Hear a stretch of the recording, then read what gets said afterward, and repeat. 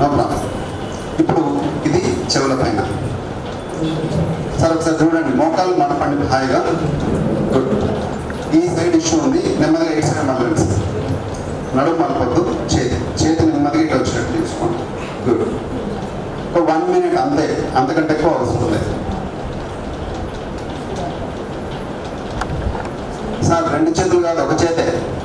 Issue ఉన్న చేతే సైడ్కి వస్తుంది అంతే. రిమైనింగ్ హ్యాండ్ ఫ్రీ వదిలేయండి.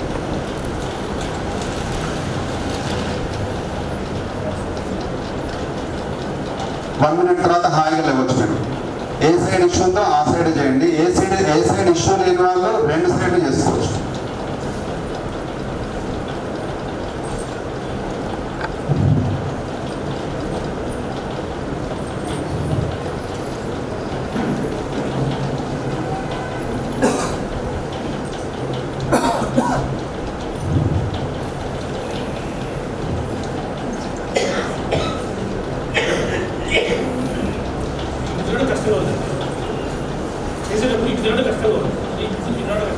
Check yourself and do it.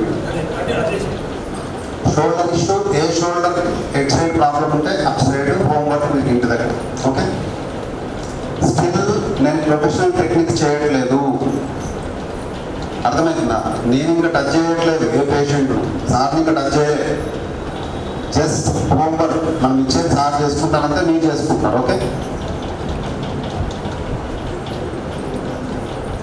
Yoga teachers అందరికీ మేము చెప్పేది ఏంటంటే, ఏ సైడ్ హ్యాండ్ పెయిన్ ఉంటే ఆ చెయ్యి పైకి రావాలి, ఆ చెయ్యి మీద పడుకోవద్దు, పైకి రావాలి. ఆ మూమెంట్ అంతే. ఒక్కసారి కరెక్ట్గా చేస్తే కళ్ళు మూసుకొని ఆడ ఫోన్ ఆన్ చేసి, ఇక్కడ సెల్ టీవీ ఆన్ చేసి, కుక్కర్లో అవన్నీ పెట్టి నువ్వు 100 సార్లు చేసినా వేస్ట్. హెడ్ స్ట్రైట్గా వస్తుంది కదా పైకి.